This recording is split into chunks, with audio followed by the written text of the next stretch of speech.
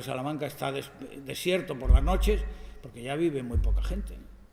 Hace 30 años pues, era un barrio residencial, pero se ha transformado por el uso, con la tolerancia municipal, y ya no hay más que oficinas, ¿no? Y muy pocas viviendas. Aquí el problema, como no tengo tiempo de entrar en detalle en la distinción de estas actuaciones, el problema, en mi opinión, y es una de las cuestiones que debe resolver la legislación autonómica, es que no hay una distinción nítida entre los tres tipos de actuaciones, de urbanización, de dotación y edificatorias. En concreto, desde la óptica de la incidencia sobre la urbanización. Las actuaciones de urbanización pueden suponer, ya lo sabemos, como actuaciones sistemáticas, una renovación total de la urbanización. Las actuaciones de dotación, la ley en su redacción originaria de 2007 nos decía, afectan a la urbanización, pero no suponen una renovación integral de la urbanización. Por tanto, se podía pensar que es una renovación parcial. Y las actuaciones edificatorias, como ya he subrayado, tienen por objeto central los edificios, pero pueden requerir, lo dice la ley, obras complementarias de urbanización. Bueno, el problema que quiero plantear es cuál es la línea divisoria. Se puede resolver con la ley estatal en la mano. Hay un criterio que yo creo que es el que tiene que utilizar el legislador autonómico para resolver el problema, que es que en las actuaciones de dotación, por definición, hay una plusvalía, que después hay que repartir, compensando esa plusvalía con las cesiones correspondientes. Esta es una definición discutible de las actuaciones de dotación, pero es por la que optó el legislador de 2007. ¿Por qué digo que es discutible? Porque una actuación de dotación por sí misma no tiene por qué implicar una plusvalía. Si un ayuntamiento expropia un terreno e implanta ahí una zona verde, pues es una actuación de dotación, aumenta las dotaciones. Lo que pasa es que no ha habido plusvalía ahí. No hay aumento de la edificabilidad, ni de la densidad, ni cambio de usos. La ley de 2007 partió de esa definición más restringida de actuación de dotación. Considero que hay actuación de dotación cuando hay plusvalía y, por lo tanto, hay que compensar esa plusvalía que va a beneficiar a los propietarios afectados con mayores cesiones en proporción a esa plusvalía. Bueno, pues puede ser un criterio, pero hay que aclarar cuál es la diferencia entre estos tres tipos de actuaciones desde el punto de vista de su incidencia en la urbanización. En el caso de las actuaciones de transformación no hay problema. El problema está, en mi opinión, al trazar la línea divisoria entre las actuaciones de dotación y las edificatorias. ¿Por qué? Porque en las actuaciones de dotación hay deberes y en las edificatorias, en principio, no, salvo los que afecten a la rehabilitación de ese edificio. Bueno, hay algunas novedades, como luego supongo que la organización pondrá a vuestra disposición en esta presentación, pues podéis verlo más despacio, no entro en esos detalles. Sí quiero subrayar el dato de que la ley, como ya hacía la 8/2013, establece una posible dispensa con carácter excepcional y siempre que se justifique que no cabe ninguna otra solución técnica o económicamente viable, los instrumentos de ordenación urbanística podrán eximir del cumplimiento de los deberes de nuevas entregas de suelo a actuaciones sobre zonas con un alto grado de degradación e inexistencia material de suelos disponibles en su entorno inmediato. Y la misma regla se puede aplicar en los supuestos de sustitución de infravivienda. El origen de esta regla, más bien excepción, porque es una dispensa, es fácilmente comprensible. Hay actuaciones en zonas muy degradadas, donde los habitantes son personas con una capacidad económica pues muy baja, mínima. Si se les imponen deberes de cesión, además, pues la actuación puede ser inviable. Entonces, la ley deja aquí una válvula de escape. Para decir, bueno, vamos a decidir estas actuaciones sin exigir deberes de cesión. Fijaros la redacción, con carácter excepcional y siempre que se justifique que no cabe ninguna otra solución técnica o económicamente viable. ¿quién justifica eso? No quisiera estar yo en la piel del funcionario que tenga que justificar eso. Que no hay ninguna otra solución técnica o económicamente viable, ¿no? ¿Cómo lo puedes saber eso a priori? Bueno, hay que actuar, hay que aplicar esto con criterios de razonabilidad, ¿no? Tampoco se puede exigir una demostración al 100%, ¿no? Pero bueno, ya sabemos que aquí, pues, como en todos los ámbitos, hay muchos abogados que hacen filibusterismo y pueden interponer recursos para desbaratar operaciones de este tipo. Y no se ha justificado suficientemente la excepcionalidad, no se han estudiado suficientemente las alternativas, que habrían otras opciones y tal. Entonces llegan al juez y dicen, pues es verdad, venga, lo anulo. Bueno.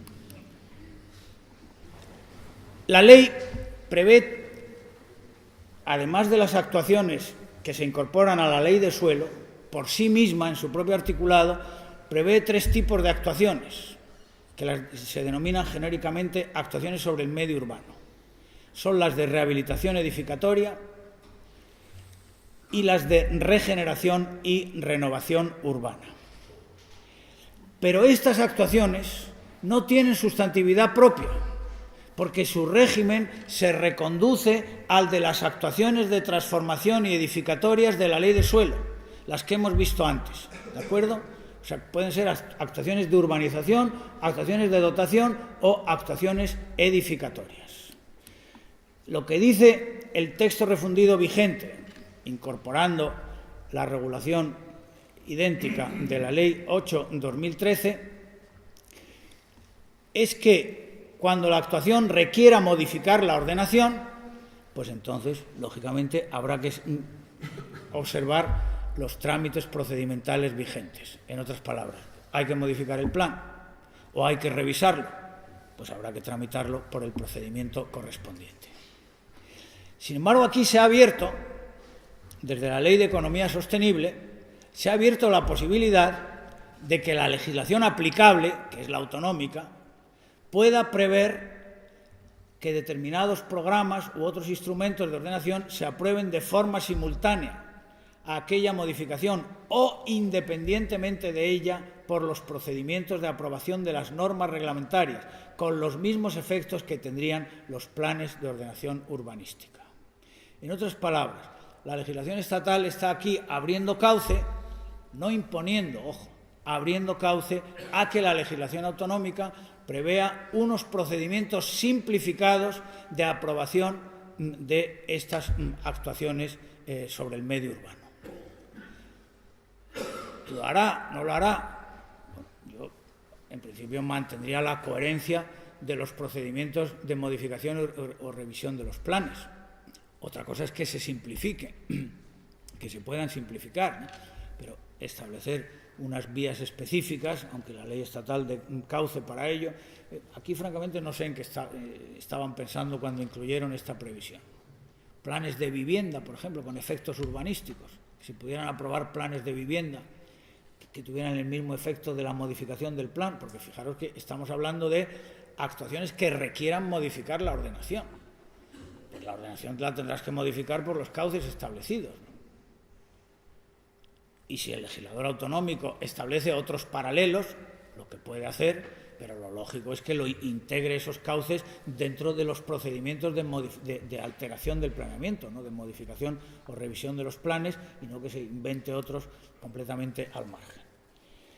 Si por el contrario las actuaciones no requieren modificar la ordenación, pues entonces la Administración actuante delimitará un ámbito de actuación conjunta que podrá ser continuo o discontinuo, y el acuerdo correspondiente que delimite esos ámbitos, como mínimo, tendrá que contener el avance de la equidistribución que sea precisa, lo cual confirma lo que he dicho hace un rato. ¿Os acordáis? Que en suelos urbanos consolidados puede haber equidistribución, claro que puede haberla.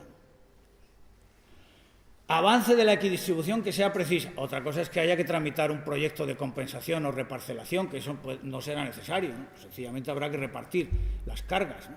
¿Cómo? Pues por un sistema de cuotas, por ejemplo, ¿no? En función de las cuotas de propiedad que tenga cada uno, ¿no? Pero equidistribución, en el sentido de distribución de beneficios y cargas, por supuesto, y esto lo confirma. avance de la equidistribución y plan de realojo temporal y definitivo y de retorno a que dé lugar en su caso. Eso hay que preverlo. Los efectos pues, son los tradicionales. Legitimación expropiatoria a efectos de la aplicación de los regímenes de expropiación, venta y sustitución forzosa y sometimiento a los derechos de adquisición preferente que pueda ejercer la Administración actuante. En estas actuaciones, la ley impone, lo hizo ya la 8/2013, una memoria de viabilidad económica para justificar justamente que la actuación se puede llevar a cabo.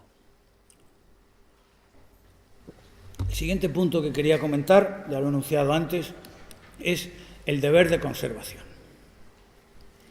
Aquí, esto me parece que es un tema que hasta ahora hemos descuidado y que merece más de una reflexión. Porque si las políticas urbanas se van a orientar ahora hacia la rehabilitación, en el sentido amplio que les da el vigente texto refundido, pues el deber de conservación va a pasar a primer plano. Ya no van a ser los tradicionales deberes de urbanizar y de edificar en plaza y tal, sino el deber de conservación y rehabilitación. El preámbulo de la Ley 8/2013 distinguía 3 niveles del deber de conservación. Básico o estricto, que eran las tradicionales obras de seguridad, ornato y salubridad, a las que se añadían la accesibilidad, de acuerdo con el principio de accesibilidad universal que está impuesto desde la Ley de Suelo de 2007, de actualización, que incluye los trabajos y obras necesarios para adaptar y actualizar progresivamente las edificaciones a las exigencias legales que se vayan estableciendo, sin aplicar retroactivamente esas normas, y de mejora, que incluye los tradicionales motivos turísticos o culturales y también las obras adicionales para la mejora de la calidad y sostenibilidad del medio urbano. Obras adicionales para la mejora de la calidad y sostenibilidad del medio urbano. Átenme esa mosca por el rabo. ¿En qué se concreta eso? Esa definición tan abstracta. Esto dice el preámbulo, en un afán pedagógico loable, ¿no?, para explicarnos una de sus principales novedades, que es la regulación del deber de conservación, recuperando una competencia, por lo menos en parte, en sus aspectos básicos, que el Estado en las leyes anteriores, desde el 92, había entregado o había considerado que no tenía que regular y, por lo tanto, entregado a las comunidades autónomas. Pero después el articulado no es tan coherente, ¿no? Yo este triple nivel del preámbulo no lo identifico tan claramente en el articulado, ni en la Ley 8/2013, ni en el texto refundido. El contenido básico, pues son, como ya he dicho, el mantenimiento de las condiciones de seguridad, salubridad, accesibilidad y ornato legalmente exigibles. Y precisa el texto refundido que comprende la realización de los trabajos y las obras necesarias para satisfacer los requisitos básicos de la edificación establecidos en el artículo 3.1 de la Ley de Ordenación de la Edificación, pero que no están ahí, no están todos ahí, porque esa ley se remite a un desarrollo reglamentario que es el Código Técnico de la Edificación. Bueno, eso forma parte del deber de conservación, podemos estar de acuerdo. Hasta ahí no hay nada nuevo. La accesibilidad universal, que es lo más novedoso, ya relativamente novedoso, es exigible en los edificios nuevos, ha sido exigible a partir de diciembre de 2010 y en los existentes a partir del 4 de diciembre del año que viene, 2017. El contenido adicional comprende la realización de los trabajos y las obras necesarias para adaptar las edificaciones y actualizar sus instalaciones a las normas legales exigibles en cada momento. Eso es lo que dice el texto refundido. Adaptar las edificaciones y actualizar sus instalaciones a las normas legales exigibles en cada momento. Y el contenido adicional, la mejora, comprende también obras adicionales hasta el límite del deber de conservación, que es, como saben ustedes, el 50% del coste de reposición de un edificio de las mismas características. Y estas obras adicionales pueden ser por motivos turísticos o culturales o la expresión que antes hemos visto, para la mejora de la calidad y sostenibilidad del medio urbano. Podrán consistir, añade, en la adecuación parcial o completa a todas o algunas de las exigencias básicas establecidas en el Código Técnico de la Edificación, debiendo fijar la Administración motivadamente el nivel de calidad que deba ser alcanzado por cada una de ellas. Así es como se define y se regula el deber de conservación en el texto refundido vigente, en esos tres niveles: básico, de actualización y de mejora. Preguntas y problemas jurídicos.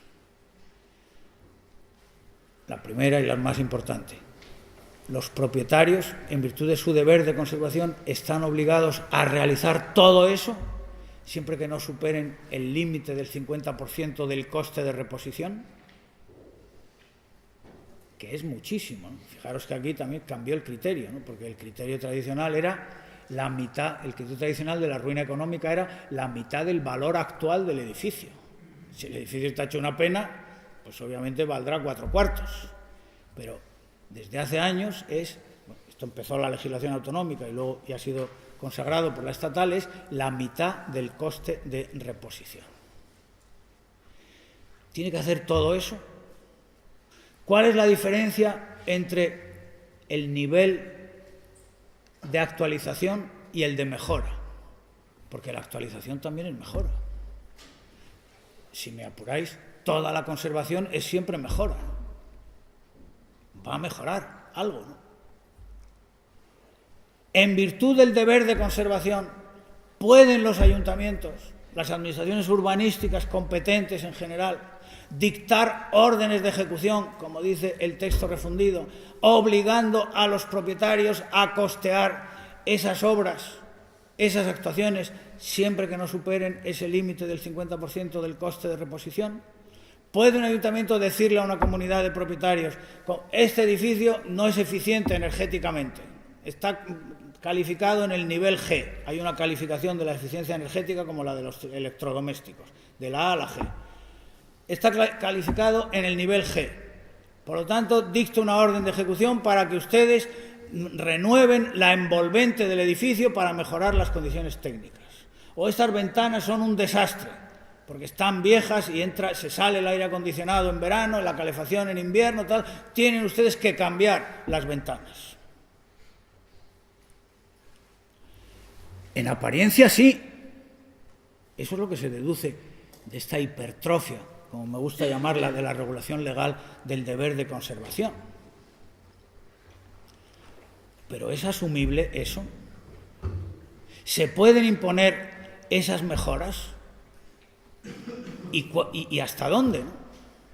Porque también aquí hay datos que obligan a matizar.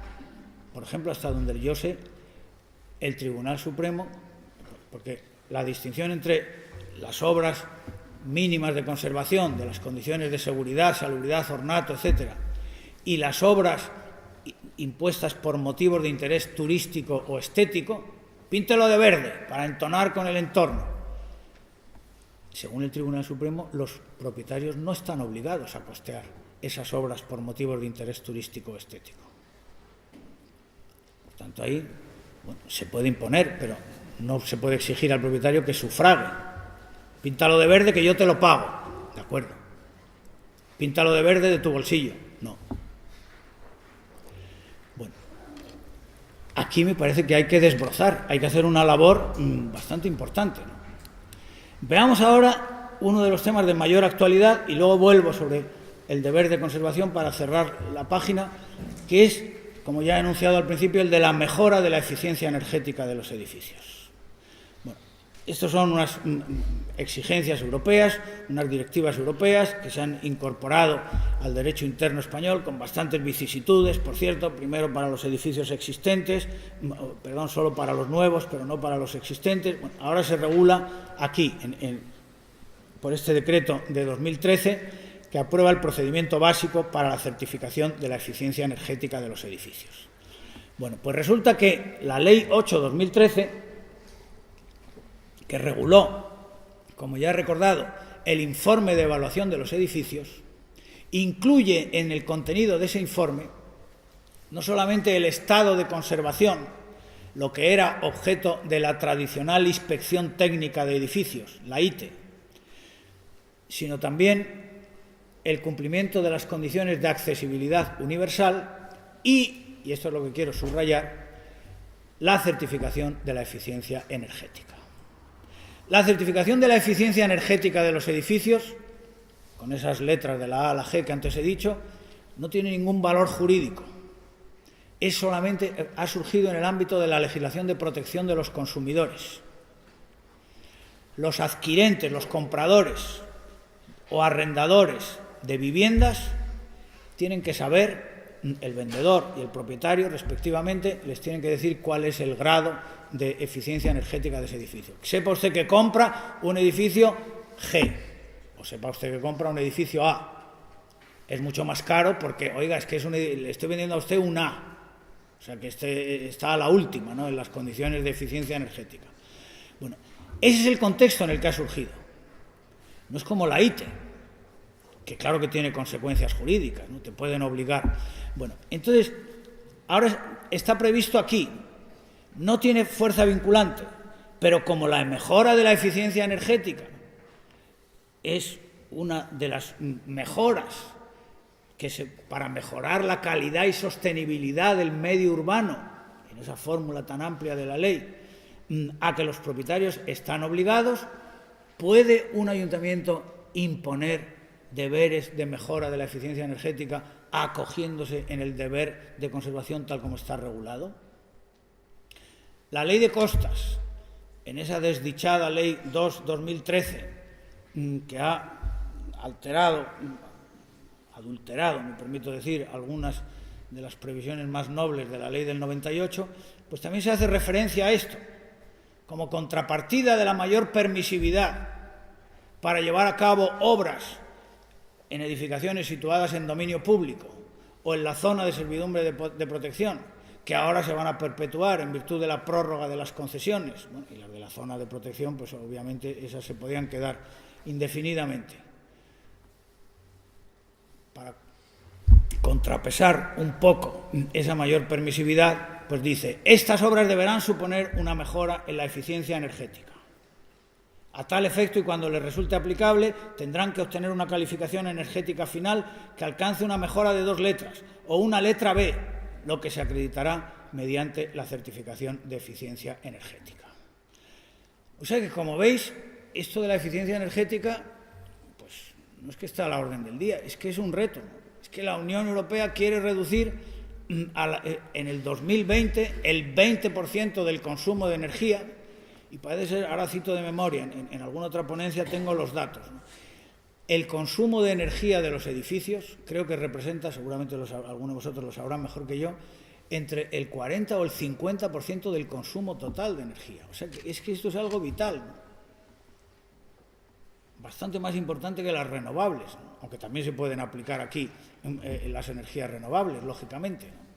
Bueno, en síntesis, para terminar esta cuestión, yo creo que aquí hay muchos problemas, ¿no?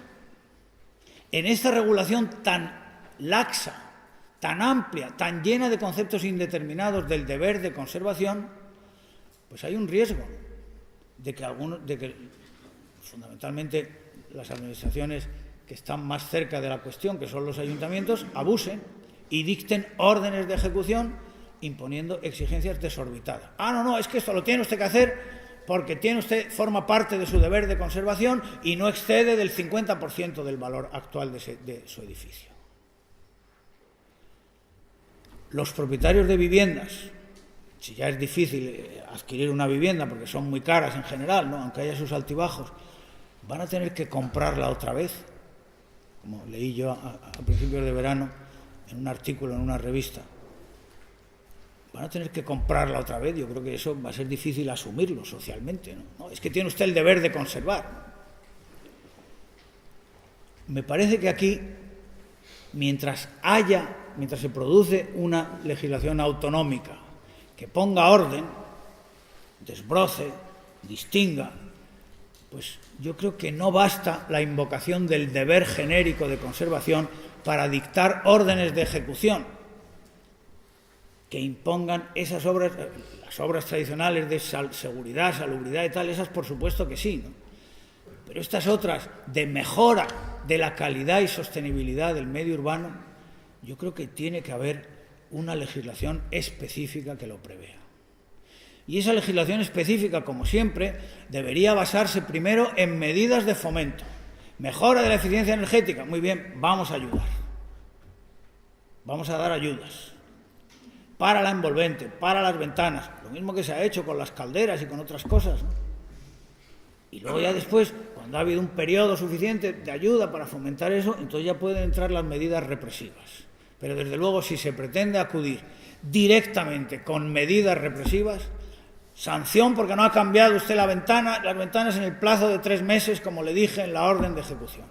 Pues me parece que ese no es el camino.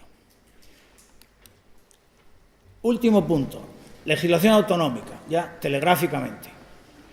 Aquí he distinguido 2 apartados. Por una parte, medidas que han sido cuestionadas por el Estado y, por otra parte, legislación autonómica de desarrollo de la legislación estatal. En el primer grupo nos encontramos, en primer lugar, con las normativas autonómicas que han regulado la ocupación forzosa de viviendas en los últimos años, con distintas modalidades: expropiación de uso de viviendas de titularidad de las entidades financieras. Esas regulaciones han sido impugnadas por el presidente del Gobierno. En particular, no toda la regulación, evidentemente, ¿no? Porque la mayor parte de estas regulaciones pues, están incluidas en leyes que regulan el derecho a la vivienda. Pero los preceptos específicos que establecen la expropiación del uso o el arrendamiento forzoso de viviendas deshabitadas, propiedad de instituciones financieras, eso es lo que ha impugnado el presidente del Gobierno. Que yo sepa, ha impugnado la regulación de Andalucía, la de Navarra, la del País Vasco y la de Aragón. Pero solo se ha dictado sentencia por ahora contra el decreto ley andaluz que previó estas medidas. Por lo tanto, hay que esperar que se produzcan las siguientes sentencias. La 93/2015 anula la expropiación de uso prevista en el decreto ley andaluz porque, cito textualmente, constituye un obstáculo significativo para la eficacia de la medida de política económica que el Estado disciplina en la Ley 1/2013 de un modo que menoscaba la competencia estatal. La adición por la norma autonómica de un nuevo mecanismo orientado a satisfacer esa misma situación de necesidad rompe el carácter coherente de la acción pública en esta materia. Acción pública que el Estado articula con ese carácter como medio de obtener simultáneamente los 2 objetivos de política económica indicados. En otras palabras, como el legislador estatal ha regulado los desahucios en una normativa estatal, el legislador autonómico aquí no tiene por qué añadir nada, estableciendo la posibilidad de expropiar el uso de viviendas de titularidad de las instituciones financieras. Frente a esta tesis, votos particulares. Ha sido una sentencia muy controvertida. La competencia estatal de dirección de la política económica no puede servir para atribuir al Estado una competencia exclusiva para regular de modo uniforme la materia sobre la que incide la medida de ordenación económica. Que una comunidad autónoma haya optado por su propia solución normativa, como en este caso Andalucía, previendo la expropiación del uso de esas viviendas de titularidad de las instituciones financieras, pues es coherente con su autonomía. Por lo tanto, como veis, la opinión del Tribunal Constitucional está dividida. Veremos qué pasa en las siguientes. Mi opinión personal es que es más sólida la tesis de los votos particulares que la de la doctrina mayoritaria. Porque, claro, no. El Tribunal Constitucional ha dicho muchas veces que no hay prohibición de divergencia entre comunidades autónomas, todo lo contrario. La autonomía implica divergencia, ¿no? Siempre que haya un respeto a las bases estatales. Lo que no acredita la sentencia es que esa medida autonómica esté en contradicción con la estatal. Es adicional, es otra distinta, ¿no? Pero, salvo error mío, no acredita que haya contradicción. Bueno, Veremos. Habrá que esperar a las otras sentencias que están pendientes, la navarra, la vasca y la aragonesa, a ver si el Tribunal Constitucional revisa su doctrina o la mantiene. Aragón, por decreto ley, también ha decidido la suspensión de desahucios hasta que se ofrezca una alternativa habitacional por parte de la Administración en supuestos de especial vulnerabilidad. Ha sido impugnado al amparo del artículo 161.2 y, por lo tanto, con suspensión. Esto, por cierto, aprovecho para decirlo, aunque Juan Manuel Alegre lo sabe mucho mejor que yo. A mí me llama la atención muchas veces en los medios de comunicación cuando dice el Tribunal Constitucional ha suspendido la decisión del Parlamento de Cataluña de no sé qué, ¿no? o la ley autonómica que sea.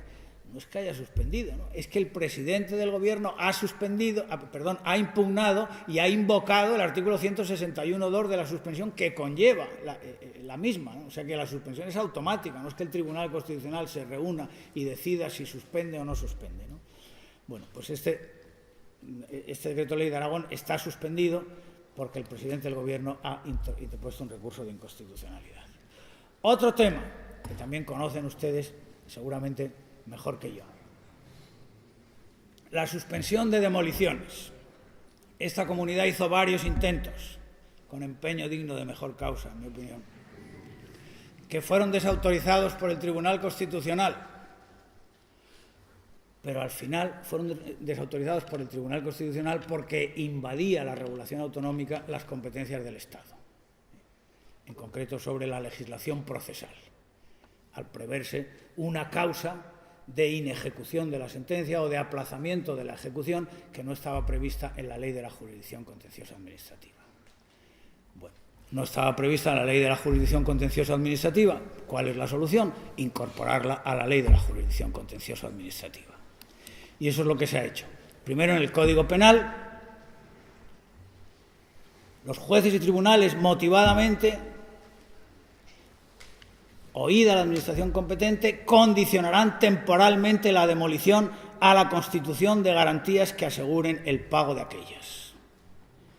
Y en la misma línea, el nuevo apartado 3 del artículo 108 de la Ley de la Jurisdicción Contenciosa Administrativa.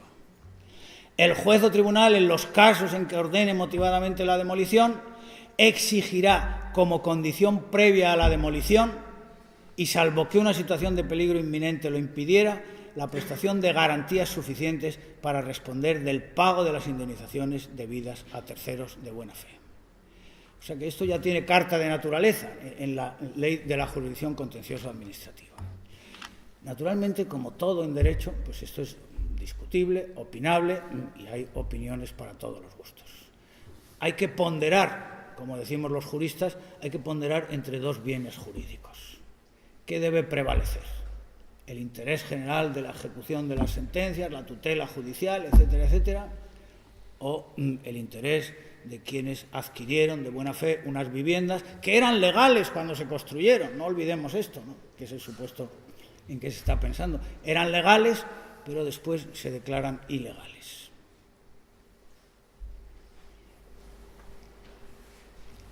El legislador ahora se ha decantado por esta opción de proteger a los adquirentes de buena fe hasta que les indemnicen, pero claro, aquí a mí me parece que el problema es que esto equivale a perpetuar esas edificaciones, que no se van a demoler. Porque no nos engañemos, ¿quién va a pagar las indemnizaciones? El promotor, que ya ha desaparecido en muchos casos, y que además dirá, oiga, si era legal, yo actué legalmente, estaba aprobado el plan parcial, me dieron licencia, tal. ¿Los ayuntamientos van a pagar? ¿Los gobiernos regionales? De modo que a mí me parece que, bueno, esto es discutible, a mí no me gusta. Como jurista no me gusta, comprendo, ¿no? Todo, claro, hay que verse en la posición de los afectados también, ¿no? Pero me parece que esto equivale a renunciar a la ejecución de esas sentencias. A lo mejor lo que pasa es que se dictan sentencias de demolición demasiado alegremente, ¿no? Ese es otro aspecto que habría que considerar. Bien, y el último punto no los conflictos, sino legislación de desarrollo de la estatal, pues hay novedades recientes de muy distinto calado, interesantes. La tónica general es que, salvo Castilla y León, en una ley que cito aquí a continuación, ninguna comunidad autónoma ha desarrollado la Ley Estatal 8/2013. Por lo tanto, tampoco el texto refundido de 2015. Castilla y León lo hizo enseguida, en esta ley del año siguiente, que es interesante, distingue 3 tipos de actuaciones, establece el régimen aplicable: actuaciones de rehabilitación, proyectos de rehabilitación; de regeneración, un proyecto de regeneración.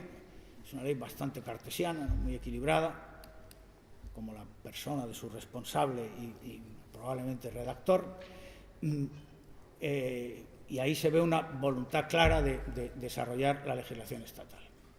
En Aragón, en una ley de 2013, pues se incorpora la figura del programa de rehabilitación, que forma parte del plan general, pero puede desarrollarse como un documento con autonomía propia dentro del plan o integrado en las normas urbanísticas y ordenanzas.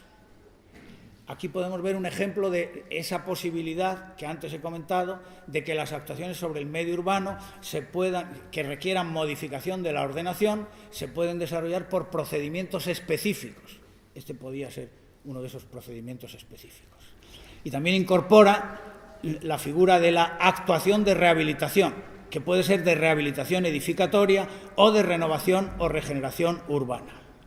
Y se pueden llevar a cabo, esto es interesante, en suelo urbano consolidado, como actuaciones aisladas, y en suelo urbano no consolidado, siempre como actuaciones de transformación.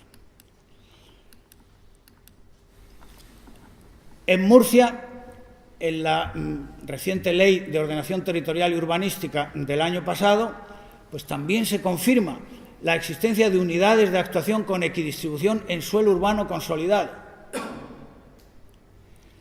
Se impone incluso, sus propietarios estarán sujetos a la cesión de viales y dotaciones públicas previstas en el planeamiento. Si éste conllevara un incremento de aprovechamiento que no se justifique necesario para garantizar su viabilidad, se cederá además el suelo necesario para localizar el 10% de incremento del aprovechamiento del ámbito, su valor equivalente. Esto es interesante y por eso lo subrayo. Pone de relieve cómo la legislación autonómica, sin prescindir de la categorización suelo urbano consolidado y no consolidado, pero ya se va atreviendo a incrementar los deberes en el suelo urbano consolidado, lo cual es perfectamente coherente, porque ya sin el corsé de la Ley 6/98, que limitaba drásticamente los deberes en esa clase de suelo, la legislación autonómica puede hacer lo que quiera en función de la actuación. Si es solo una actuación de rehabilitación edificatoria que afecta al edificio, pues no le vas a poner deberes de cesión a los propietarios, salvo que haya un aumento de volumen o un cambio de uso a otro más valioso. Pero si hay un incremento de aprovechamiento, como dice esta ley de Murcia, que no es imprescindible para garantizar la viabilidad de la actuación, entonces tienen que ceder, aunque sea suelo urbano consolidado. Parece que, bueno, Extremadura hay algunas referencias a la Ley 8/2013, pero desde luego no un desarrollo sistemático de su contenido, y lo mismo pasa en la Comunidad Valenciana. Hay un artículo que cito aquí como muestra del poco interés que tiene el legislador autonómico de desarrollar la ley estatal. Los propietarios de terrenos,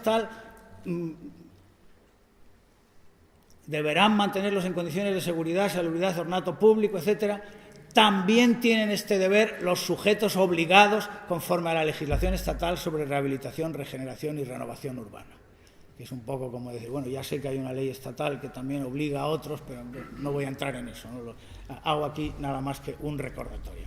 No desarrolla, a pesar de que es posterior, no desarrolla la Ley 8/2013. Y en Galicia, la novísima ley de febrero de este año, que es la última ley general de suelo autonómica, sorprendentemente no hay desarrollo alguno de la Ley 8/2013, aunque hay novedades interesantes en materia de planeamiento. A mí me ha llamado la atención la previsión de 2 tipos de instrumentos, que son el Plan Básico Autonómico y los planes básicos municipales, que se elaboran y aprueban por la comunidad autónoma, oyendo a los ayuntamientos, pero por la comunidad autónoma. El Plan Básico Autonómico delimitará las afecciones derivadas de la legislación sectorial e identificará los asentamientos de población existentes en la comunidad autónoma y se aplica en los ayuntamientos que no tengan plan general de ordenación. Y después están, o sea que la idea del Plan Básico Autonómico, como veis, es parecida a la de los viejos planes directores territoriales de coordinación. En un ámbito supramunicipal, pues en este caso nada menos que el ámbito de toda la comunidad autónoma, identificar los núcleos de población, los asentamientos de población, dicen, ni siquiera núcleos, y prever las afecciones derivadas de la legislación sectorial. Costas, puertos, carreteras, aeropuertos, defensa nacional, etcétera, etcétera.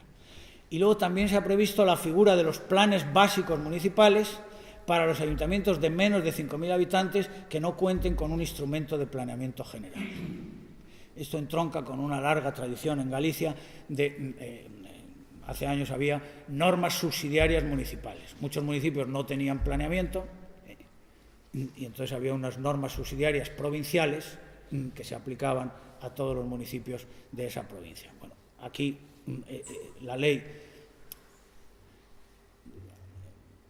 supone un renacimiento de esos instrumentos, pero con el ámbito municipal. Naturalmente, la manera de sustraerse a ese corsé autonómico es que los municipios se doten de su propio planeamiento general. Bueno, termino insistiendo en lo que he dicho a lo largo de esta charla. En general, se observa que las comunidades autónomas, con la excepción de Castilla y León, no han tenido voluntad alguna de desarrollar la legislación estatal. Probablemente porque el Estado en su momento no tuvo voluntad alguna de contar con ellas en el proceso de elaboración de esta ley. Sin embargo, el desarrollo autonómico es imprescindible. Esa legislación ya está ahí, ya está vigente. Y además es de aplicación directa, salvo cuando se remite a la legislación autonómica. Esto será posible, el deber de cesión se podrá sustituir por otras modalidades cuando así lo prevea la legislación autonómica. En esos casos lo tiene que prever la legislación autonómica. Pero si no es así, las normas estatales son de aplicación directa. El derecho de realojo es de aplicación directa, no hay que esperar al desarrollo autonómico. Pero sin ese desarrollo autonómico, la aplicación de los preceptos estatales, que son muy abstractos en su formulación, plantea problemas. Por eso es imprescindible. Y he intentado poner aquí algunos ejemplos. En particular, en la concreción del contenido del deber de conservación, me parece que hay que hacer un esfuerzo. No sé si tenemos conocimiento suficiente, porque como no hemos trabajado, es un campo que no hemos trabajado. Hemos trabajado pues, la urbanización, la distribución de beneficios y cargas, pero en el deber de conservación pues, hemos trabajado poco. Entonces, hay que hacer un esfuerzo por ir acotando ese deber, prever distintos supuestos con un régimen jurídico y para eso pues, me parece que el intercambio de experiencias y de perspectivas entre las comunidades autónomas yo creo que sería también muy útil para evitar que surgieran legislaciones muy diferentes en una materia socialmente tan sensible como es esta. Nada más. Muchas gracias.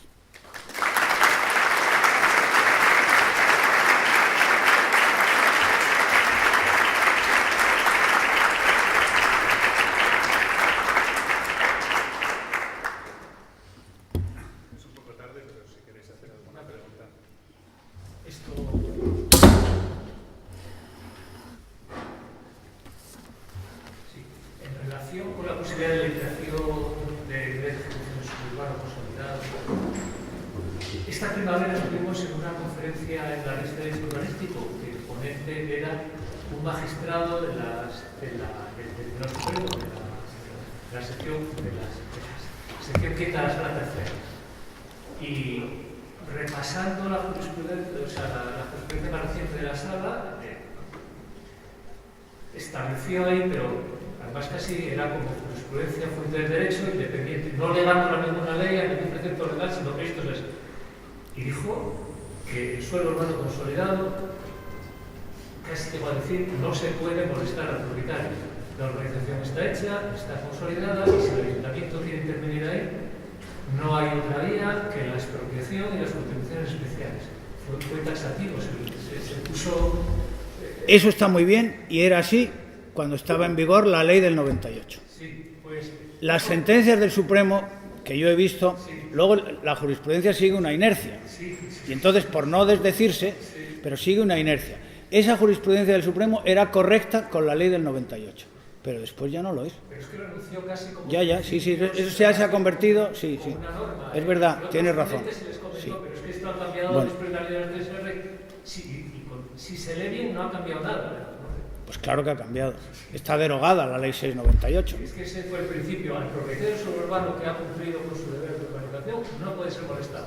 Otra cosa, otra matización importante es, si la ley autonómica sigue diciendo lo mismo que la ley 698, pues entonces no podrás exigir más deberes, pero no en virtud de la ley estatal, sino porque te lo impide la ley autonómica. Pero la ley autonómica la puedes cambiar. Ya no tienes el corsé de la ley del 98 que tenías antes. O sea que yo ahí, sí, es verdad, no sé que hay esa tendencia. A mí ahí, bueno, ellos son los que deciden, pero con todos los respetos, en el marco de la ley 698 tenían razón. Fuera de ese marco, si no hay ley autonómica que dé cobertura, se equivocan, porque no es ningún dogma de fe que en suelo urbano consolidado no se pueda exigir ninguna cesión. Pero si es que lo... Ya. Pero lo tienes en la ley, en las actuaciones de transformación, en las de urbanización, por supuesto, pero en las de dotación, equidistribución. Pues ¿cómo vas a equidistribuir, no? Pues eso no cabe en su lugar. Bueno, veremos, ¿no? A ver, lo que pasa en los últimos años, ¿no? Pero yo desde luego lo veo claro. Con la ley anterior, de acuerdo, eso era lo que decían, pero ahora ya no.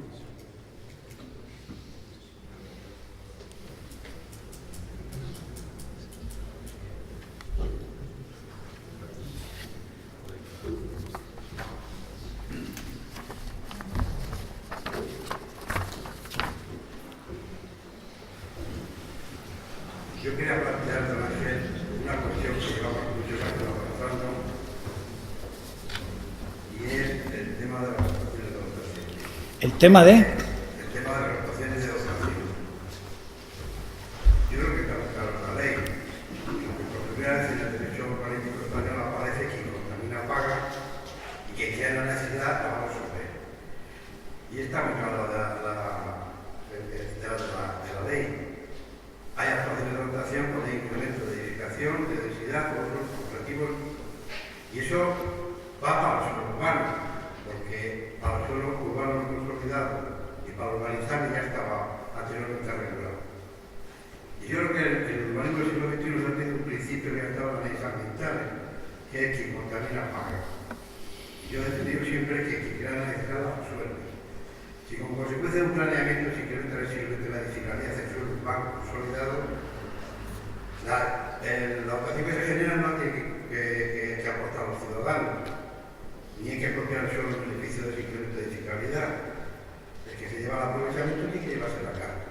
Y consecuentemente, por primera vez en el derecho doméstico español aparece de una manera positiva consagrado el artículo 47 de la Constitución, que la comunidad participada, la plusvalía, y que genera el problema de la dotación a la ciudad, que se va a llevar el beneficio, va a contribuir a obtener la dotación pública.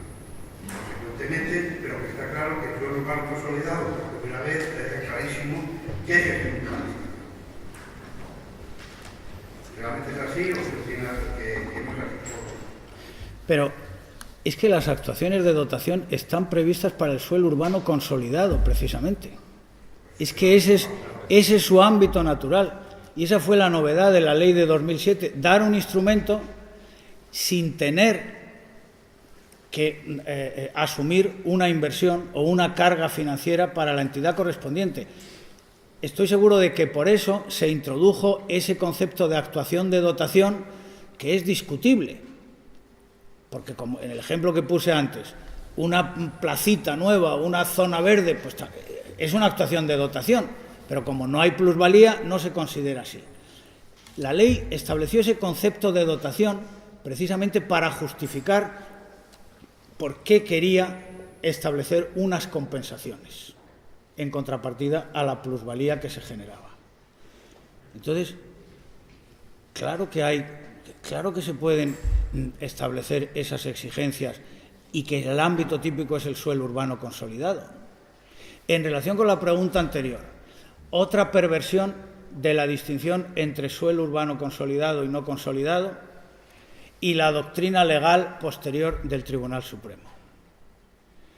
Según las leyes autonómicas, como sabéis mejor que yo, como no es nada fácil trazar la distinción entre consolidado y no consolidado, pues al final un suelo urbano consolidado pasa a ser no consolidado si es objeto de una actuación urbanizadora. ¿De acuerdo? Una actuación de reforma interior, para decirlo en los términos tradicionales. El Tribunal Supremo dice, y ha dicho recientemente, eso no puede ser.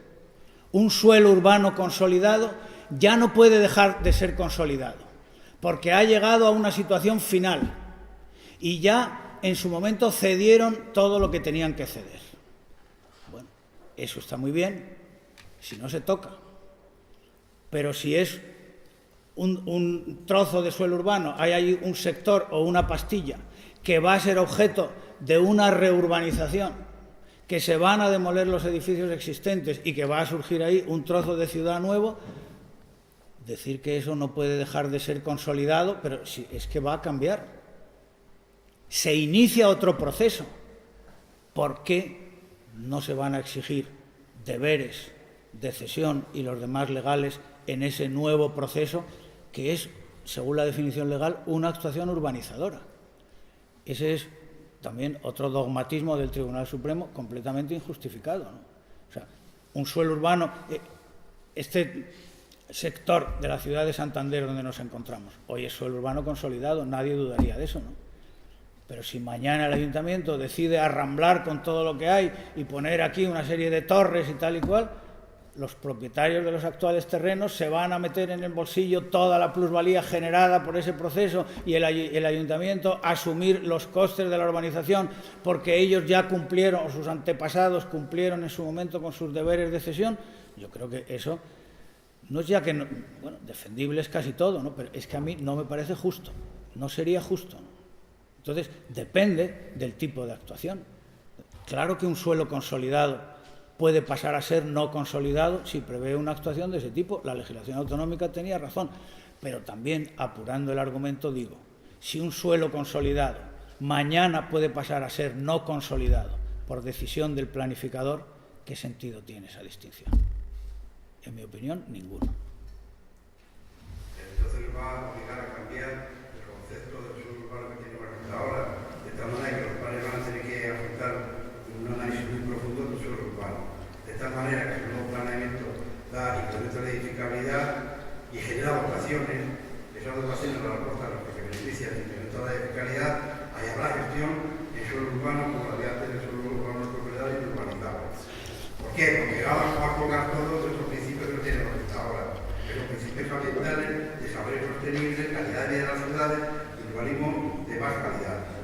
Los déficits dotacionales que los generos tienen que aportar, margen de que hay déficit y se mantiene la edificabilidad del urbano consolidado, lo tienen que aportar a la ciudadanía, porque no hay nadie que se beneficie de los efectos de la edificabilidad. Y eso para mí me parece que es revolucionario. Por primera vez, después de casi 30 años del urbanismo español, aparece una técnica que está copiada de los ambientalistas, que decía al principio, que contamina paga el derecho ambiental, y aquí quien genera la necesidad para la ciudad, la tiene que aportar de su bolsillo. No va a ser por cargo a los impuestos municipales o a actuaciones de los comunidades autónomas. Yo creo que eso es revolucionario. Pero los planes ahora que no los preocupan, no solo para los medios de edificabilidad, hay gestión, y hay gestión de distribución. Los procesos los pueden buscar indefinidamente. pues ya está, pero si estamos de acuerdo, Higinio. Yo creo que es que ahora quizá haya que planificar de otra manera, de acuerdo con estas pautas legales. Lo que hay que hacer es, tenemos la ciudad consolidada, me da igual que las llamemos consolidado o no consolidado, tenemos la ciudad consolidada y en esa ciudad consolidada el plan prevé una serie de actuaciones, define esas actuaciones. Aquí voy a hacer una actuación edificatoria. En esta calle, estos dos edificios. Aquí voy a delimitar un ámbito más amplio. y voy a hacer una actuación de dotación, porque no hay jardines para los niños y tal, voy a conseguirlo. Entonces vamos a tirar lo existente, vamos a edificar unos edificios más altos para que más metros cuadrados edificables, para que haya una plusvalía y eso les compense y les anime a los afectados a sumarse a esa operación. Pero claro, tendrán que cederme el suelo para esa placita y también cederme una parte del aprovechamiento, del valor de ese aprovechamiento. Y luego otras actuaciones de mayor amplitud, que serían actuaciones de rehabilitación, actuaciones sistemáticas, ¿no? Ámbitos enteros, donde ahí pues haces la equidistribución exactamente igual que si estuvieras transformando un sector de suelo rústico. Y otras muchas partes, como no se puede hacer todo a la vez porque no hay recursos, pues habrá otras muchas partes de la ciudad consolidada que el plan no va a tocar, lo deja estar. Pues ahí, bueno, si hay cambios de usos, licencias, tal. Yo creo que eso es lo que está diciendo la ley que hagas, ¿no? Yo creo que es pacífico y revolucionario. Es una técnica muy nueva que va a aplicar, bueno, porque rompe ese corsé que nos habíamos creado del consolidado y del no consolidado. Bueno, después de terminar he visto el programa y he visto que tenía que haber terminado a las 6, ¿no? Con lo cual pues pido disculpas porque yo creí que tenía un poquito más. Muchas gracias de nuevo.